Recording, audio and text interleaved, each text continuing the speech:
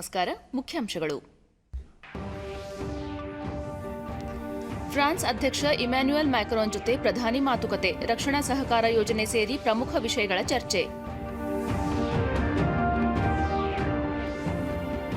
ಎಲ್ಲಾ ರಾಜ್ಯಗಳಲ್ಲಿ ಆರೋಗ್ಯ ಮೂಲಸೌಕರ್ಯ ಅಭಿವೃದ್ಧಿಗೆ ಕೇಂದ್ರದ ಅನುದಾನ ಸಮರ್ಪಕ ಬಳಕೆ ಅಗತ್ಯ, ಸಚಿವ ಮನ್ಸುಖ್ ಮಾಂಡವೀಯ.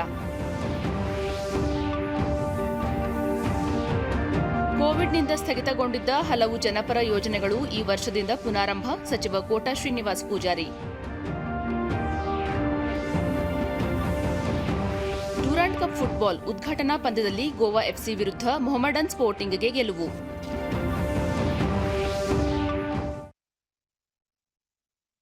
ವಾರ್ತೆಗಳ ವಿವರ. ಪ್ರಧಾನಿ ನರೇಂದ್ರ ಮೋದಿ ನಿನ್ನೆ ದೂರವಾಣಿ ಮೂಲಕ ಫ್ರಾನ್ಸ್ ಅಧ್ಯಕ್ಷ ಇಮ್ಯಾನ್ಯುಯಲ್ ಮ್ಯಾಕ್ರಾನ್ ಅವರೊಂದಿಗೆ ಅನೇಕ ವಿಷಯಗಳ ಕುರಿತು ಮಾತುಕತೆ ನಡೆಸಿದರು. ಫ್ರಾನ್ಸ್ನಲ್ಲಿನ ಬರ ಹಾಗೂ ಕಾಡ್ಗಿಚ್ಚಿಗೆ ಸಂಬಂಧಿಸಿದಂತೆ ಪ್ರಧಾನಿ ಅವರು ಮ್ಯಾಕ್ರಾನ್ ಅವರೊಂದಿಗೆ ಚರ್ಚಿಸಿದರು. ಅಲ್ಲದೆ ರಕ್ಷಣಾ, ಸಹಕಾರ ಯೋಜನೆಗಳು ಮತ್ತು ನಾಗರಿಕ ಪರಮಾಣು ಶಕ್ತಿಯಲ್ಲಿ ಸಹಕಾರ ಸೇರಿದಂತೆ ಉಭಯ ದೇಶಗಳ ನಡುವಿನ ದ್ವಿಪಕ್ಷೀಯ ಉಪಕ್ರಮಗಳ ಕುರಿತು ಉಭಯ ನಾಯಕರು ಸಮಾಲೋಚನೆ ನಡೆಸಿದರು. ಜಾಗತಿಕ ಆಹಾರ ಭದ್ರತೆಗೆ ಸಂಬಂಧಿಸಿದಂತೆ ಪ್ರಮುಖ ಭೌಗೋಳಿಕ, ರಾಜಕೀಯ ಸವಾಲುಗಳು ಹಾಗೂ ಭಾರತ ಮತ್ತು ಫ್ರಾನ್ಸ್ನೊಂದಿಗಿನ ಇತ್ತೀಚೆಗಿನ ಕಾರ್ಯತಂತ್ರ ಪಾಲುದಾರಿಕೆ ವಿಷಯದ ಕುರಿತು ಉಭಯ ನಾಯಕರು ತೃಪ್ತಿ ವ್ಯಕ್ತಪಡಿಸಿದರು ಎಂದು ವಿದೇಶಾಂಗ ವ್ಯವಹಾರಗಳ ಸಚಿವಾಲಯ ತಿಳಿಸಿದೆ. ಮುಂಬರುವ ದಿನಗಳಲ್ಲಿ ಹೊಸ ಕ್ಷೇತ್ರಗಳಿಗೆ ಸಂಬಂಧಿಸಿದಂತೆ ಪರಸ್ಪರ ಸಹಕಾರವನ್ನು ಮುಂದುವರಿಸಿಕೊಂಡು ಹೋಗುವುದು ಹಾಗೂ ಒಗ್ಗಟ್ಟಿನಿಂದ ಕಾರ್ಯನಿರ್ವಹಿಸುವ ಬಗ್ಗೆಯೂ ಪ್ರಧಾನಿ ನರೇಂದ್ರ ಮೋದಿ ಹಾಗೂ ಇಮ್ಯಾನ್ಯುಯಲ್ ಮ್ಯಾಕ್ರಾನ್ ಇದೇ ವೇಳೆ ಸಮ್ಮತಿ ವ್ಯಕ್ತಪಡಿಸಿದರು.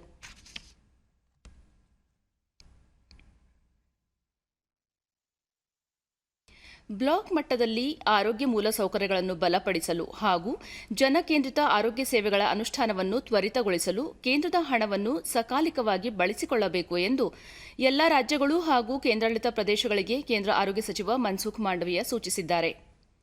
ಕೇಂದ್ರದ ಪ್ರಮುಖ ಯೋಜನೆಗಳ ಅನುಷ್ಠಾನದ ಕುರಿತು ಪರಿಶೀಲನೆ ನಡೆಸಲು ನಿನ್ನೆ ವರ್ಚುವಲ್ ಮೂಲಕ ರಾಜ್ಯಗಳು ಮತ್ತು ಕೇಂದ್ರಾಡಳಿತ ಪ್ರದೇಶಗಳ ಆರೋಗ್ಯ ಸಚಿವರೊಂದಿಗೆ ಸಂವಾದ ನಡೆಸಿದರು. ಇದೇ ವೇಳೆ ಸಚಿವರು ಕೋವಿಡ್-19 ಲಸಿಕೆಯ ರಾಷ್ಟ್ರೀಯ ಅಭಿಯಾನದ ಪ್ರಗತಿಯನ್ನು ಕೂಡ ಪರಿಶೀಲಿಸಿದರು. ಪ್ರತಿಯೊಂದು ಜಿಲ್ಲೆ ಮತ್ತು ಬ್ಲಾಕ್ಗಳಲ್ಲಿ ಆರೋಗ್ಯ ಸೇವೆಯ ಮೂಲಸೌಕರ್ಯಕ್ಕಾಗಿ ಹೆಚ್ಚು ಹೂಡಿಕೆ ಮಾಡಲಾಗಿದೆ. ರಾಜ್ಯಗಳ ಸಹಕಾರದೊಂದಿಗೆ ಉತ್ತಮ ಆರೋಗ್ಯ ಸೇವೆ ಒದಗಿಸಲು ಕೇಂದ್ರ ಸರ್ಕಾರ ಬದ್ಧವಾಗಿದೆ.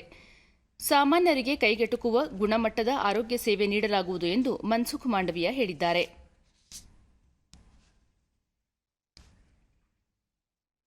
ಅಂತಾರಾಷ್ಟ್ರೀಯ ಭದ್ರತೆ ಕುರಿತ 2 ದಿನಗಳ ಜಾಗತಿಕ ಮಟ್ಟದ ಸಮಾವೇಶದಲ್ಲಿ ರಕ್ಷಣಾ ಸಚಿವ ರಾಜನಾಥ್ ಸಿಂಗ್ ವರ್ಚುವಲ್ ಮೂಲಕ ಪಾಲ್ಗೊಂಡಿದ್ದರು. ನಂತರ ಸಮಾವೇಶವನ್ನುದ್ದೇಶಿಸಿ ಮಾತನಾಡಿದ ಅವರು, 2ನೇ ಮಹಾಯುದ್ಧದ ಘಟನೆಗಳನ್ನು ಮೆಲುಕು ಹಾಕುವುದರ ಜೊತೆಗೆ ಜಾಗತಿಕ ಮಟ್ಟದ ಪ್ರಸಕ್ತ ವಿದ್ಯಮಾನಗಳು ಸೇರಿದಂತೆ ಹಲವು ಮಹತ್ವದ ಅಂಶಗಳನ್ನು ತಮ್ಮ ಭಾಷಣದಲ್ಲಿ ಪ್ರಸ್ತಾಪಿಸಿದ್ದಾರೆ. ಸಂಯುಕ್ತ ರಾಷ್ಟ್ರ ಸಂಸ್ಥೆ ಉದ್ಭವಿಸಲು 2ನೇ ಮಹಾಯುದ್ಧ ಕಾರಣವಾಯಿತು.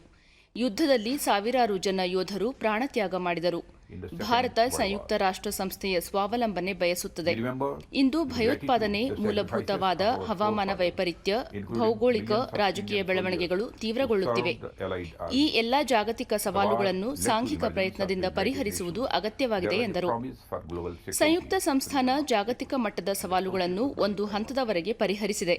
ಹಲವು ರಾಷ್ಟ್ರಗಳು ಸೇರಿ ಬಹುಪಕ್ಷೀಯ ನಿರ್ಧಾರಗಳನ್ನು ತೆಗೆದುಕೊಂಡು ಸಮಸ್ಯೆಗಳನ್ನು ಪರಿಹರಿಸುವಲ್ಲಿ ವಿಫಲವಾಗಿವೆ. ಸಂಯುಕ್ತ ಮಹಾಸಂಸ್ಥೆ ಜಾಗತಿಕ ಮಟ್ಟದ ಪ್ರಗತಿಗೆ ವೇದಿಕೆ ಕಲ್ಪಿಸಿದೆ.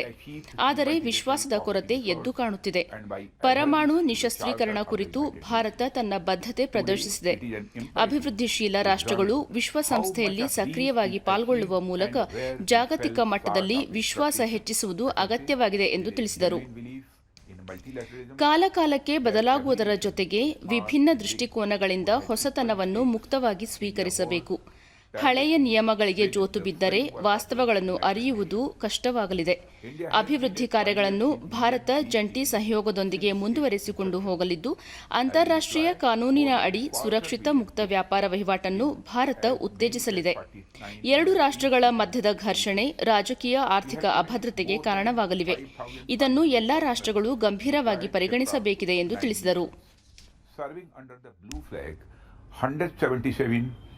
Brave Indian soldiers have made the supreme sacrifice, the largest among troop contributing countries. It is therefore regrettable that India, representing 1/6 of humanity and which has relentlessly contributed to the global security under the United Nations Charter.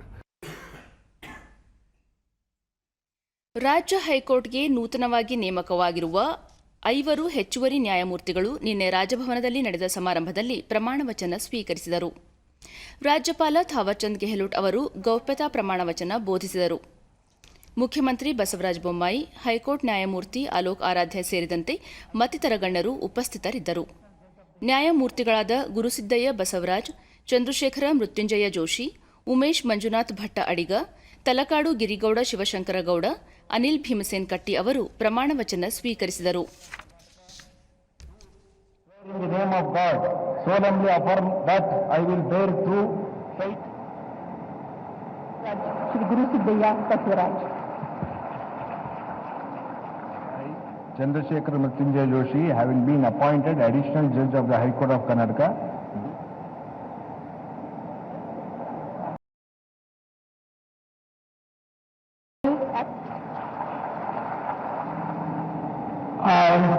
I, Umesh Manjunath Bhatt Adiga, having been appointed additional judge of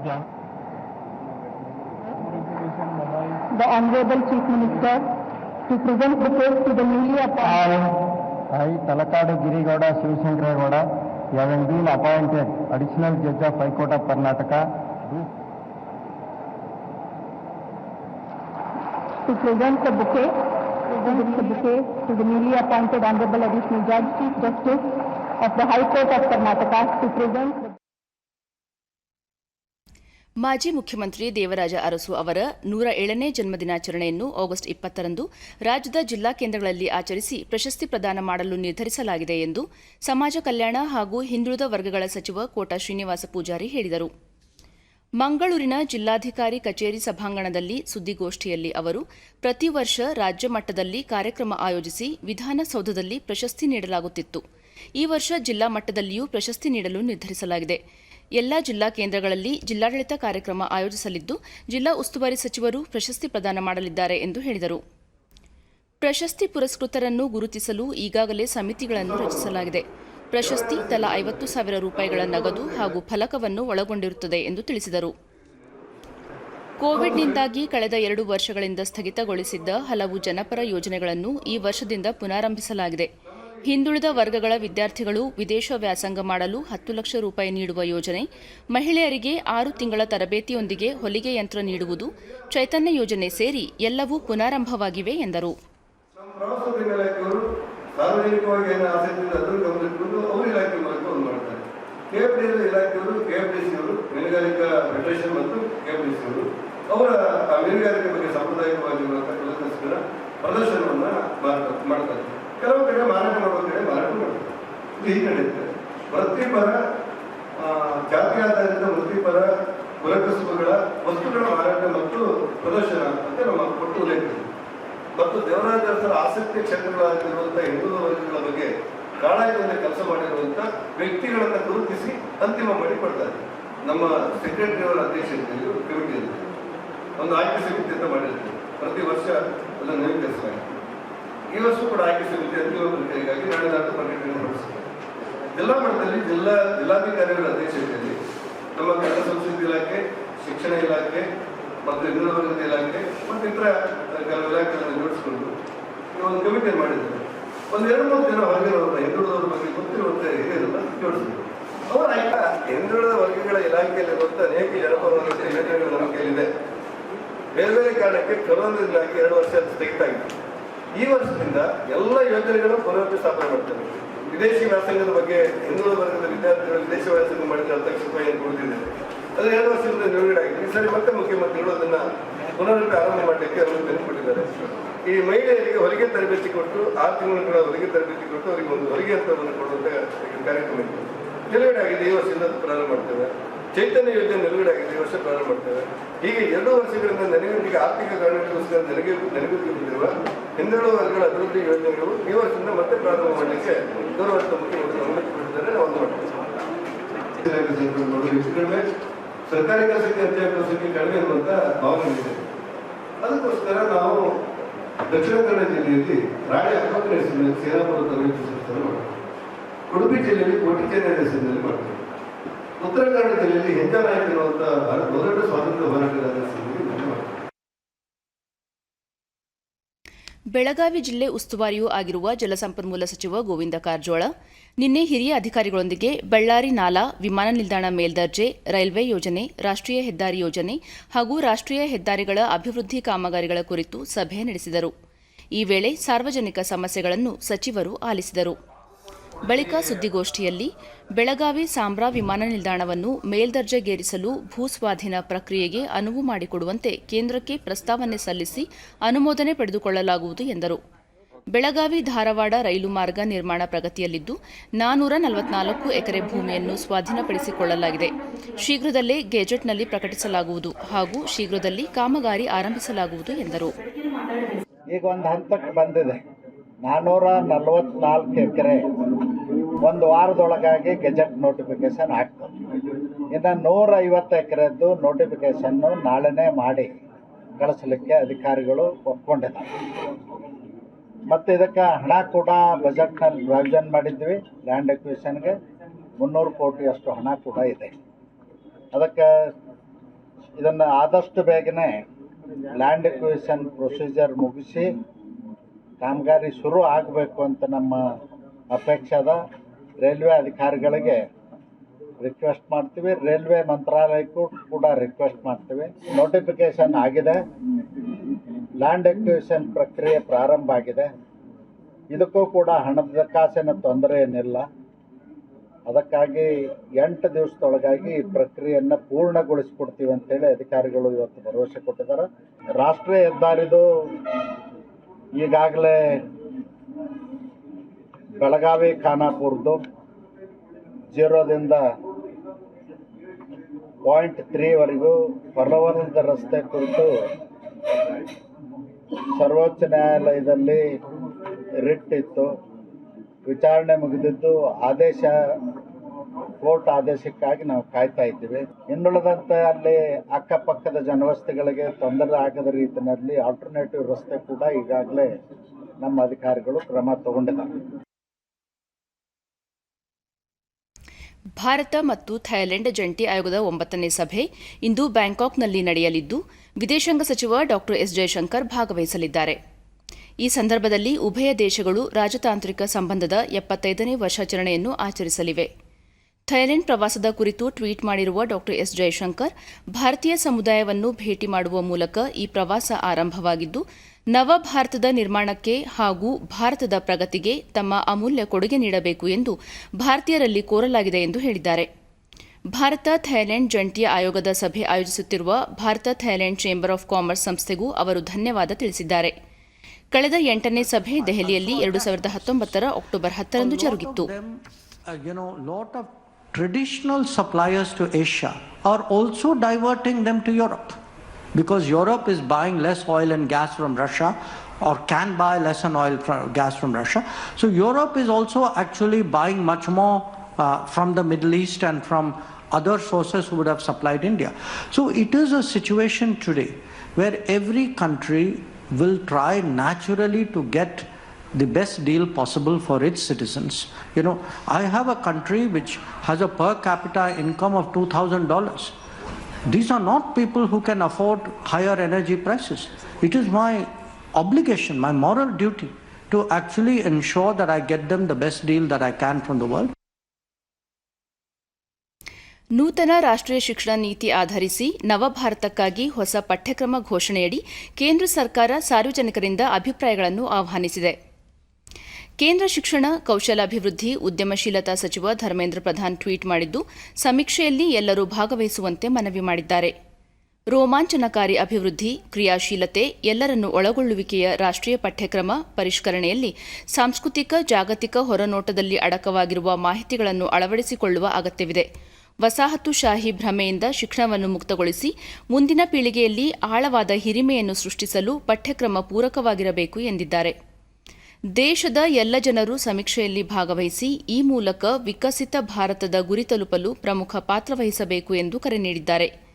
ಸಮೀಕ್ಷೆಯಲ್ಲಿ ರಾಷ್ಟ್ರೀಯ ಪಠ್ಯಕ್ರಮ ಸಮೀಕ್ಷೆ ಚೌಕಟ್ಟಿನಲ್ಲಿ 10 ಪ್ರಶ್ನೆಗಳನ್ನು ಕೇಳಲಾಗಿದ್ದು, ಅದರಲ್ಲಿ ಪೂರ್ವ ಪ್ರಾಥಮಿಕ, ಪ್ರಾಥಮಿಕ ಮಾಧ್ಯಮಿಕ ಮತ್ತು ಪ್ರೌಢ ಶಿಕ್ಷಣದಲ್ಲಿ ಯಾವೆಲ್ಲ ವಿಷಯಗಳನ್ನು ಮಕ್ಕಳಿಗೆ ಕಲಿಸಬೇಕು, ಯಾವ ಭಾಷಾ ಮಾಧ್ಯಮ ಸೂಕ್ತ ಮತ್ತು ಶಿಕ್ಷಕರ ಸಾಮರ್ಥ್ಯ ವೃದ್ಧಿಗೆ ಅಗತ್ಯವಾದ ಸಲಹೆಗಳನ್ನು ನೀಡಲು ಅವಕಾಶವಿದೆ. ದೆಹಲಿಯ ಯಮುನಾ ನದಿ ತಟದಲ್ಲಿ ಆಜಾದಿ ಕಾ ಅಮೃತ ಮಹೋತ್ಸವದ ಅಂಗವಾಗಿ ನೀರಿನ ಮಹತ್ವದ ಕುರಿತು ಆಯೋಜಿಸಲಾಗಿರುವ ಕಾರ್ಯಕ್ರಮವನ್ನು ಕೇಂದ್ರ ಜಲಶಕ್ತಿ ಸಚಿವ ಗಜೇಂದ್ರ ಸಿಂಗ್ ಶೇಖಾವತ್ ಸಸಿ ನೆಡುವ ಮೂಲಕ ಉದ್ಘಾಟಿಸಿದರು. ನಂತರ ಯಮುನಾ ನದಿಯ ಸ್ವಚ್ಛತೆ ಕುರಿತು ಇದುವರೆಗಿನ ಪ್ರಗತಿ ಕುರಿತ ವರದಿ ಪರಿಶೀಲಿಸಿದರು. ಬಳಿಕ ಅವರು ಭಾರತ ವಿಶ್ವದಲ್ಲೇ ಅತಿ ಹೆಚ್ಚು ಗುಣಮಟ್ಟದ ಜಲಸಂಪನ್ಮೂಲ ಹೊಂದಿರುವ ದೇಶವಾಗಿದೆ. ನಮ್ಮ ದೇಶ ನದಿಯನ್ನು ದೇವತೆಯ ಸ್ವರೂಪದಲ್ಲಿ ಆರಾಧಿಸುವ ದೇಶವಾಗಿದೆ. ಮುಂದಿನ ಯುವ ಪೀಳಿಗೆಗಾಗಿ ಈ ಅಮೂಲ್ಯ ಸಂಪತ್ತು ಸಂರಕ್ಷಿಸುವ ಜವಾಬ್ದಾರಿ ನಮ್ಮೆಲ್ಲರ ಮೇಲಿದೆ. ತಂತ್ರಜ್ಞಾನ ಹಲವು ಆವಿಷ್ಕಾರಗಳಿಂದ ದೇಶ ಹಲವು ಮಹತ್ವದ ಸಾಧನೆಗಳನ್ನು ಮಾಡಿದೆ. ಅಂತರ್ಜಲ ಮಟ್ಟವನ್ನು ತಂತ್ರಜ್ಞಾನದ ಸಹಾಯದಿಂದ ಸಂರಕ್ಷಿಸುವುದು ಇಂದಿನ ಅಗತ್ಯವಾಗಿದೆ. ನದಿಗಳ ಸಂರಕ್ಷಣೆ ಸಾರ್ವಜನಿಕರ ಸಹಭಾಗಿತ್ವದಲ್ಲಿ ಜನಾಂದೋಲನವಾಗಿ ರೂಪಿಸುವುದು ಅಗತ್ಯವಾಗಿದೆ ಎಂದು ತಿಳಿಸಿದರು. विपरीत ध्रुव हैं, इनको यदि एकाकार करना है और हमारे जल स्रोतों को संरक्षित कर उन्हें निर्मल और अविरल यदि बनाना है तो सरकार अपनी दृष्टि से अपने प्रयास जो करती है उसके साथ में आम जनता को, जनमानस को जोड़ करके इसे एक जन आंदोलन का स्वरूप देने की आवश्यकता है. और माननीय प्रधानमंत्री जी ने जब कल आजादी के अमृत वर्ष के शुभारंभ पर देश की स्वतंत्रता के 75 साल पूरे हो जाने के बाद लाल किले के प्राचीर से संबोधित करते हुए जब कहा और जो 5 मंत्र उन्होंने इस दृष्टिकोण से दिए, उन्होंने कहा कि ये देश एक बहुत लंबे संघर्ष और अनेक बलिदानों के बाद में स्वतंत्र हुआ है. एक बहुत बड़ी कीमत हमारे देश ने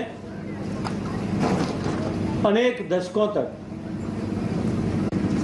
गुलामी से संघर्ष कर स्वतंत्रता को प्राप्ति के लिए चुकाई है.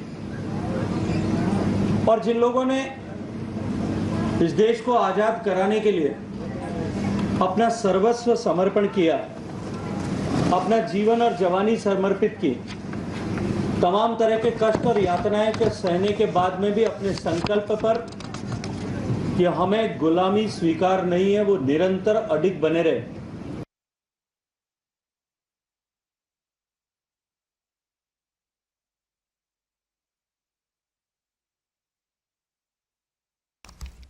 ರಾಜ್ಯ ಸಾರಿಗೆ ಸಂಸ್ಥೆಗಳಲ್ಲಿ ಸುರಕ್ಷತೆಗೆ ಆದ್ಯತೆ ನೀಡುವ ದೃಷ್ಟಿಯಿಂದ 347 ಬ್ರೆತ್ ಅನಲೈಸರ್ಗಳನ್ನು ಖರೀದಿಸಲು ಸಾರಿಗೆ ಇಲಾಖೆ ನಿರ್ಧರಿಸಿದೆ. ಸಾರಿಗೆ ಕಲ್ಯಾಣ ಮತ್ತು ರಸ್ತೆ ಸುರಕ್ಷತೆಗಾಗಿ ಒದಗಿಸಲಾಗಿರುವ 300 ಕೋಟಿ ರೂಪಾಯಿಗಳ ಅನುದಾನದಲ್ಲಿ 209 ಲಕ್ಷ ರೂಪಾಯಿಗಳನ್ನು ಬಳಕೆ ಮಾಡಿ ಬ್ರೆತ್ ಅನಲೈಸರ್ಗಳನ್ನು ಖರೀದಿಸಲು ಸರ್ಕಾರದ ಮುಖ್ಯ ಕಾರ್ಯದರ್ಶಿ ಅಧ್ಯಕ್ಷತೆಯಲ್ಲಿ ನಡೆದ ಸಮಿತಿ ಅನುಮೋದನೆ ನೀಡಿದೆ. ಕೆಎಸ್ಆರ್ಟಿಸಿ, ಬಿಎಂಟಿಸಿ ಸೇರಿದಂತೆ 4 ಸಾರಿಗೆ ನಿಗಮಗಳು ಮತ್ತು ಸಾರಿಗೆ ಇಲಾಖೆಯ ನೌಕರರು ಮದ್ಯಪಾನ ಮಾಡುವುದನ್ನು ತಡೆಯಲು ಬ್ರೆತ್ ಅನಲೈಸರ್ಗಳನ್ನು ಬಳಸಲಾಗುತ್ತದೆ. ರಸ್ತೆ ಸುರಕ್ಷತೆ ಮತ್ತು ಅಪಘಾತಗಳನ್ನು ತಡೆಯುವ ಮುನ್ನೆಚ್ಚರಿಕೆಯಿಂದ ಚಾಲಕರಲ್ಲಿ ಆಲ್ಕೋಹಾಲ್ ಪರೀಕ್ಷೆ ನಡೆಸಲು ಈ ಯಂತ್ರಗಳನ್ನು ಬಳಸಲಾಗುತ್ತದೆ. ಈ ನಡುವೆ ಕರ್ನಾಟಕ ರಾಜ್ಯ ರಸ್ತೆ ಸುರಕ್ಷತಾ ಪ್ರಾಧಿಕಾರ ಟ್ವೀಟ್ ಮಾಡಿದ್ದು, ಹವಾಮಾನ ವೈಪರೀತ್ಯದಿಂದ ಹಲವಾರು ರಸ್ತೆ ಅಪಘಾತಗಳು ಸಂಭವಿಸುತ್ತಿವೆ. ವಾಹನಗಳನ್ನು ರಸ್ತೆಗಿಳಿಸುವ ಮುನ್ನ ಹವಾಮಾನ ವೈಪರೀತ್ಯದ ಬಗ್ಗೆ ಜಾಗರೂಕರಾಗಿರಿ ಎಂದು ಸಲಹೆ ನೀಡಿದೆ.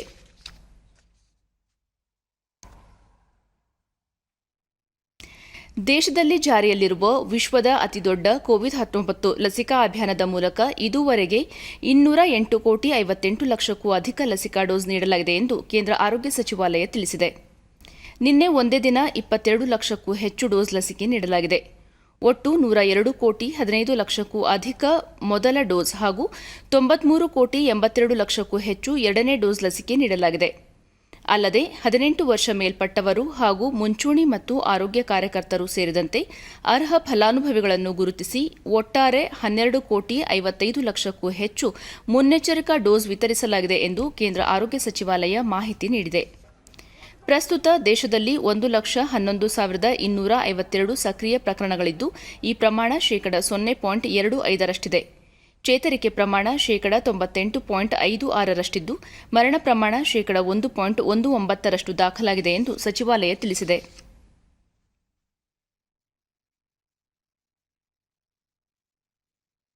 ಚಾಮರಾಜನಗರದ ಬಿಳಿಗಿರಿ ರಂಗನಾಥಸ್ವಾಮಿ ಬೆಟ್ಟ ಹುಲಿ ಸಂರಕ್ಷಿತ ಪ್ರದೇಶ ಎಂದೇ ಹೆಚ್ಚು ಹೆಸರುವಾಸಿಯಾಗಿದೆ. ಇಲ್ಲಿ ಹುಲಿ, ಆನೆ, ಕಾಡೆಮ್ಮೆ, ಜಿಂಕೆ ಸೇರಿದಂತೆ ಹಲವು ಪ್ರಾಣಿಗಳು ಕಂಡುಬರುತ್ತವೆ. ಈ ಮೊದಲು ಬೆಟ್ಟದ ಸುತ್ತಮುತ್ತಲಿನ ರೈತರ ಜಮೀನುಗಳಿಗೆ ಪ್ರಾಣಿಗಳು ದಾಳಿ ಮಾಡಿ ಬೆಳೆ ನಾಶ ಮಾಡುತ್ತಿದ್ದವು. ಇದನ್ನು ತಡೆಯಲು ಸರ್ಕಾರ ಬೆಟ್ಟದ ಸುತ್ತಮುತ್ತ ರೈಲ್ವೆ ಬ್ಯಾರಿಕೇಡ್ ಅಳವಡಿಸುವ ಕಾರ್ಯ ಕೈಗೆತ್ತಿಕೊಂಡಿತ್ತು. ಈಗಾಗಲೇ 3.5 ಕೋಟಿ ರೂಪಾಯಿ ವೆಚ್ಚದಲ್ಲಿ 2.6 ಕಿಲೋಮೀಟರ್ ಬ್ಯಾರಿಕೇಡ್ ನಿರ್ಮಿಸಿದೆ. ಮುಂದಿನ ದಿನಗಳಲ್ಲಿ ಮತ್ತಷ್ಟು ಪ್ರದೇಶದಲ್ಲಿ ಬ್ಯಾರಿಕೇಡ್ ನಿರ್ಮಿಸಲು ಸರ್ಕಾರ ಚಿಂತನೆ ನಡೆಸಿದ್ದು, ರೈತರಲ್ಲಿನ ಆತಂಕ ದೂರವಾಗಿದೆ. ರೈತ ಚಿಕ್ಕಮಹದೇವಯ್ಯ, ಈ ಮೊದಲು ತಮ್ಮ ಜಮೀನಿನಲ್ಲಿ ಬೆಳೆದ ಬೆಳೆಯನ್ನು ಕಾಡು ಪ್ರಾಣಿಗಳು ನಾಶ ಮಾಡುತ್ತಿದ್ದವು. ಇದೀಗ ಬ್ಯಾರಿಕೇಡ್ ನಿರ್ಮಿಸಿರುವುದರಿಂದ ಸಹಕಾರಿಯಾಗಿದೆ. ಇನ್ನಿತರ ಪ್ರದೇಶಗಳಲ್ಲೂ ಬ್ಯಾರಿಕೇಡ್ ಅಳವಡಿಸಿದರೆ ಹೆಚ್ಚಿನ ರೈತರಿಗೆ ಅನುಕೂಲವಾಗಲಿದೆ ಎಂದರು. ಆನೆ, ಕರಡಿ ಮತ್ತೆ ಇದು ದೊಡ್ಡ ಪ್ರಾಣಿಗಳು ಯಾವುದು ನಮ್ಮ ಬೆಳೆಗೆ ಇನ್ನೂ ಬಂದಿಲ್ಲ, ಬರೋದು ಇಲ್ಲ. ನೀವು ಮಾಡಿರೋದ್ರಿಂದ ಈಗ 2.5 ಕಿಲೋಮೀಟ್ರು ನಿರ್ಮಾಣ ಮಾಡಿಕೊಟ್ಟಿದ್ದೀರಿ ರೈಲ್ ಕಂಬಿನ. ಆದರೆ ಇನ್ನೂ 106 ಕಿಲೋಮೀಟ್ರ್ ಮಾಡಿಕೊಟ್ಬಿಟ್ರೆ ನಮ್ಮ ರೈತರಿಗೆ, ನಮಗೆ ಎಲ್ಲರಿಗೂ ಒಳ್ಳೇದಾಗುತ್ತೆ ಸರ್. ಆದಷ್ಟು ನೀವು ಶ್ರದ್ಧೆಯಿಂದ ಮಾಡಿಕೊಳ್ಳೇಬೇಕು. ನಿಮ್ಮ ಇಲಾಖೆಯಿಂದ ನಮಗೆ ತುಂಬ ಅನುಕೂಲ ಆಗಿದೆ. ಬೆಲ್ಲದ ಡ್ಯಾಮು ಸೇರಿದ ಜಮೀನು 4 ಎಕರೆ ಇದೆ. ಮತ್ತೋರ್ವ ರೈತ ಮಹೇಂದ್ರ, ಸರ್ಕಾರ ಬ್ಯಾರಿಕೇಡ್ ನಿರ್ಮಿಸಿರುವುದರಿಂದ ಬೆಳೆ ಸಂರಕ್ಷಣೆಗೆ ಸಹಕಾರಿಯಾಗಿದೆ. ಇದರಿಂದ ಬೆಳೆಯ ಲಾಭ ಪಡೆಯಲು ಸಾಧ್ಯವಾಗಿದೆ ಎಂದು ಹೇಳಿದರು. 2.5 ಕಿಲೋಮೀಟ್ರ್ ಹಾಕಿದ್ದೀರಿ. ನಮಗೆ ರೈಲ್ವೆ ಕಂಬಿ ಹಾಕಿರೋದು ನಮಗೆ ಅನುಕೂಲ ಆಗಿದೆ. ತುಂಬ ದೊಡ್ಡ ದೊಡ್ಡ ಪ್ರಾಣಿಗಳು ಯಾವುದೂ ಬರ್ತಾ ಇಲ್ಲ. ಸದ್ಯಕ್ಕೆ ಈಗ ನಮಗೆ ಅನುಕೂಲ ತಕ್ಕಂಗೆ ಮಾಡಿಕೊಟ್ಟಿದ್ದೀರಿ. ಇನ್ನೂ ಬೇಕಾದಷ್ಟು ರೈಲ್ವೆ ಕಂಬಿನ ಹಾಕ್ಬಿಟ್ರೆ ಒಳ್ಳೇದಾಯ್ತದೆ. ಅರಣ್ಯ ಇಲಾಖೆಗೆ ಅಭಿನಂದನೆಗಳು. 2.5 ಕಿಲೋಮೀಟರ್ ರೈಲ್ವೆ ಕಂಬಿನ ನಿರ್ಮಾಣ ಡಿಡಿ ನ್ಯೂಸ್ನೊಂದಿಗೆ ಅರಣ್ಯ ಅಧಿಕಾರಿ ವಿನೋದ್ ಗೌಡ, ರೈತರ ಮನವಿ ಮೇರೆಗೆ ಸರ್ಕಾರದಿಂದ ರೈಲ್ವೆ ಬ್ಯಾರಿಕೇಡ್ ನಿರ್ಮಿಸಲಾಗುತ್ತಿದ್ದು, ಈಗಾಗಲೇ ಸುಮಾರು 3.5 ಕೋಟಿ ರೂಪಾಯಿ ವೆಚ್ಚದಲ್ಲಿ 2.6 ಕಿಲೋಮೀಟರ್ ಕಾಮಗಾರಿ ಪೂರ್ಣಗೊಂಡಿದೆ. ಮುಂದಿನ ದಿನಗಳಲ್ಲಿ ಇನ್ನಷ್ಟು ಪ್ರದೇಶದಲ್ಲಿ ಬ್ಯಾರಿಕೇಡ್ ನಿರ್ಮಿಸಲು ಸರ್ಕಾರ ಚಿಂತನೆ ನಡೆಸಿದೆ ಎಂದು ತಿಳಿಸಿದರು. ತೀರಾ ಕಡಿಮೆ ಆಗಿದೆ ಅನ್ನೋದು ಫುಲ್ ಯಾವುದೇ ತೊಂದರೆನೇ ಇಲ್ಲದ ರೀತಿ ಆಗಿದೆ. ಇನ್ನು ಮುಂದೆ ಇದೇ ಥರ ಕಂಟಿನ್ಯೂ ಮಾಡಬೇಕು ಅಂತ ನಾವು ನಮ್ಮ ಇಲಾಖೆ ಮೇಲಧಿಕಾರಿಗಳಿಗೆ ಮನವಿ ಮಾಡಿದ್ದೀವಿ. ಅದೇ ರೀತಿ ಸ್ಪಂದನೆ ಮಾಡಿ ಇಲ್ಲಿಂದ ಈಗ ಎಲ್ಲಿ ಕೊನೆ ಆಗಿದೆ ಅಲ್ಲಿಂದ ಮತ್ತೆ 1.5 ಕಿಲೋಮೀಟ್ರ್ ಇನ್ನು 2 ತಿಂಗಳಲ್ಲಿ ಕೆಲಸ ಪ್ರಾರಂಭ ಆಗೋಕ್ಕೆ ಸ್ಟಾರ್ಟ್ ಆಗುತ್ತೆ. ಸ್ವಾತಂತ್ರ್ಯದ ಅಮೃತ ಮಹೋತ್ಸವ ಅಂಗವಾಗಿ ರೈತ ಸಂಘ ಹಾಗೂ ಕಬ್ಬು ಬೆಳೆಗಾರರ ಸಂಘಗಳ ವತಿಯಿಂದ ಮೈಸೂರಿನ ಕಲಾಮಂದಿರದಲ್ಲಿ ಕೃಷಿಕರ ಬದುಕು ಎಂಬ ವಿಚಾರ ಸಂಕಿರಣ ಆಯೋಜಿಸಲಾಗಿತ್ತು. ತೆಲಂಗಾಣದ ರೈತ ಮುಖಂಡ ಪಲ್ಲಂ ರಾಜೇಶ್ವರ ರೆಡ್ಡಿ ಕಾರ್ಯಕ್ರಮಕ್ಕೆ ಚಾಲನೆ ನೀಡಿದರು. ಬಳಿಕ ಅವರು, ದೇಶದ ಎಲ್ಲಾ ರೈತರ ಬದುಕು ಹಸನಾಗಬೇಕು ಎಂಬ ದೃಷ್ಟಿಯಿಂದ ಸಮಿತಿ ವತಿಯಿಂದ ಹಲವಾರು ಕಾರ್ಯಕ್ರಮಗಳನ್ನು ಹಮ್ಮಿಕೊಂಡಿದೆ. ಈ ಮೂಲಕ ರೈತರ ಸ್ವಾವಲಂಬನೆಗೆ ಪ್ರಯತ್ನಿಸಲಾಗುತ್ತಿದೆ ఎందరు. ఎవరైనా రైతు ఇప్పుడు చనిపోతే వాళ్ళకు ఒక్క గుంట భూమి ఉన్నా కూడా వాళ్ళ కుటుంబానికి వాళ్ళ యొక్క వారం రోజుల లోపల 5 లక్షల రూపాయలు మా ప్రభుత్వం వాళ్ళకి ఇప్పటికీ ఇస్తున్నది. అందులో భాగంగానే ఇవాళ మేము ఇక్కడికి వచ్చినాం. రైతు బీమా అనే పథకం ద్వారా 35 లక్షల మంది రైతులకు మేమే వాళ్ళకు ఎల్ఐసి ప్రీమియం కట్టి 5 లక్షల రూపాయలు ఒకవేళ చనిపోతే 7 రోజుల లోపల ఇస్తాం. 75 ವರ್ಷಗಳಲ್ಲಿ ರೈತರ ಬದುಕು ಏನಾಗಿದೆ ಅಂತ ನಾವು ರಾಜ್ಯ ಕಬ್ಬು ಬೆಳೆಗಾರರ ಸಂಘದ ಅಧ್ಯಕ್ಷ ಕುರುಬೂರು ಶಾಂತಕುಮಾರ್, ರೈತ ದೇಶದ ಬೆನ್ನೆಲುಬಾಗಿದ್ದು ಪ್ರತಿ ವರ್ಷ 300 ಲಕ್ಷ ಟನ್ಗೂ ಹೆಚ್ಚು ಆಹಾರ ಉತ್ಪಾದಿಸಲಾಗುತ್ತಿದೆ, ವಿದೇಶಗಳಿಗೂ ರಫ್ತು ಮಾಡಲಾಗುತ್ತಿದೆ ಎಂದರು. ಆವತ್ತು ನಾವು ಕೊಟ್ಟಿಗೆ ಗೊಬ್ಬರ ಬಳಸ್ತಾ ಇದ್ವಿ, ಇವತ್ತು ಕೊಟ್ಟಿಗೆ ಗೊಬ್ಬರ ಬಿಟ್ಟು ರಸಗೊಬ್ಬರ ಬಳಸ್ತಾ ಇದ್ವಿ. ಆವತ್ತು ನಾವು ಎತ್ತು ಎಮ್ಮೆಗಳಿಂದ ವ್ಯವಸಾಯ ಮಾಡ್ತಾ ಇದ್ವಿ, ಇವತ್ತು ಟ್ರ್ಯಾಕ್ಟರ್ಗಳಿಂದ ಪವರ್ ಟಿಲ್ಲರ್ಗಳಿಂದ ವ್ಯವಸಾಯ ಮಾಡ್ತಾ ಇದ್ವಿ. ಆವತ್ತು ನಾವು ದಾಸ್ತಾನು ಮಾಡಿಕೆ ಭೂಮಿಯಲ್ಲಿ ಕುಳಿಗಳಲ್ಲಿ ತುಂಬುತ್ತಾ ಇದ್ವಿ, ಇವತ್ತು ದೊಡ್ಡ ದೊಡ್ಡ ಗೋಡನ್ಗಳಲ್ಲಿ ನಮ್ಮ ಉತ್ಪನ್ನಗಳನ್ನು ತುಂಬುತ್ತಾ ಇದ್ವಿ.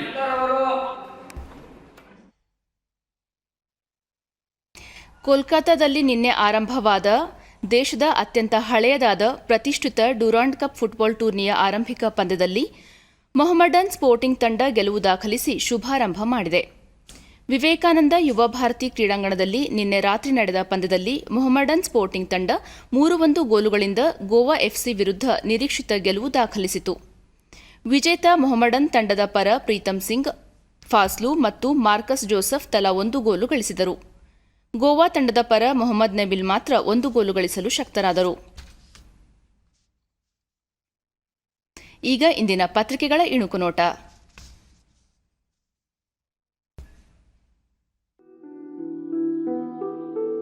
ಕ್ರೀಡೆಗೆ ಪ್ರೋತ್ಸಾಹ, ಕ್ರೀಡಾಪಟುಗಳಿಗೆ ಉತ್ತೇಜನ ನೀಡಲು ಮಹತ್ವದ ನಿರ್ಧಾರ.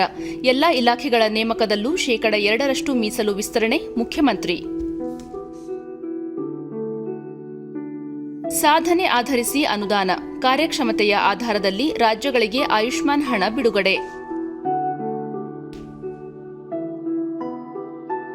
ಸೇನೆಗೆ ಸ್ವದೇಶಿ ನಿರ್ಮಿತ ಶಸ್ತ್ರಾಸ್ತ್ರಗಳ ಹಸ್ತಾಂತರ, ಭಾರತೀಯ ಸೇನೆಯ ಆತ್ಮವಿಶ್ವಾಸ, ಸಾಮರ್ಥ್ಯ ವೃದ್ಧಿ, ರಕ್ಷಣಾ ಸಚಿವ ರಾಜನಾಥ್ ಸಿಂಗ್ ವಿಶ್ವಾಸ.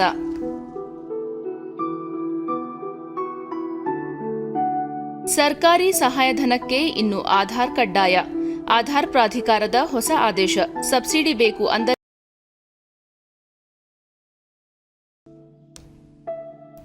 ಭಾರತ ಮತ್ತು ಜಿಂಬಾಬ್ವೆ 3 ಪಂದ್ಯಗಳ ಏಕದಿನ ಸರಣಿ. ನಾಳೆ ಮೊದಲ ಏಕದಿನ ಪಂದ್ಯ.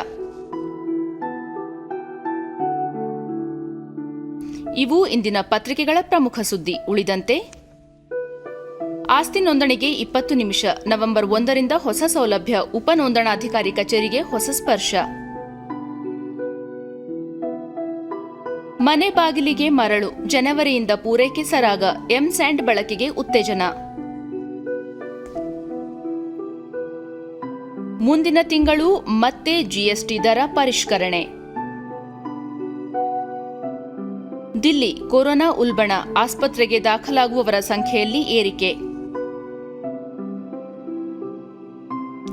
ಇಂದಿನಿಂದ ಮದರ್ ಡೈರಿ, ಅಮೂಲ್ ಹಾಲಿನ ದರ ಏರಿಕೆ.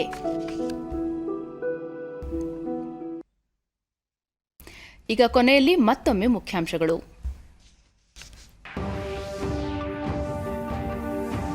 ಫ್ರಾನ್ಸ್ ಅಧ್ಯಕ್ಷ ಇಮ್ಯಾನ್ಯುಯಲ್ ಮ್ಯಾಕ್ರೋನ್ ಜೊತೆ ಪ್ರಧಾನಿ ಮಾತುಕತೆ. ರಕ್ಷಣಾ ಸಹಕಾರ ಯೋಜನೆ ಸೇರಿ ಪ್ರಮುಖ ವಿಷಯಗಳ ಚರ್ಚೆ. ಎಲ್ಲ ರಾಜ್ಯಗಳಲ್ಲಿ ಆರೋಗ್ಯ ಮೂಲಸೌಕರ್ಯ ಅಭಿವೃದ್ಧಿಗೆ ಕೇಂದ್ರದ ಅನುದಾನ ಸಮರ್ಪಕ ಬಳಕೆ ಅಗತ್ಯ, ಸಚಿವ ಮನ್ಸುಖ್ ಮಾಂಡವಿಯಾ. ಕೋವಿಡ್ನಿಂದ ಸ್ಥಗಿತಗೊಂಡಿದ್ದ ಹಲವು ಜನಪರ ಯೋಜನೆಗಳು ಈ ವರ್ಷದಿಂದ ಪುನಾರಂಭ, ಸಚಿವ ಕೋಟಾ ಶ್ರೀನಿವಾಸ್ ಪೂಜಾರಿ. ಮತ್ತು ಡ್ಯೂರಾಂಡ್ ಕಪ್ ಫುಟ್ಬಾಲ್ ಉದ್ಘಾಟನಾ ಪಂದ್ಯದಲ್ಲಿ ಗೋವಾ ಎಫ್ಸಿ ವಿರುದ್ಧ ಮೊಹಮ್ಮಡನ್ ಸ್ಪೋರ್ಟಿಂಗ್ಗೆ ಗೆಲುವು.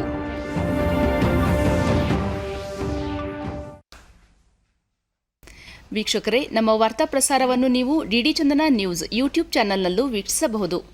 ನಮ್ಮ ಮುಂದಿನ ವಾರ್ತಾ ಪ್ರಸಾರ ಬೆಳಗ್ಗೆ 11 ಗಂಟೆಗೆ. ನಮಸ್ಕಾರ.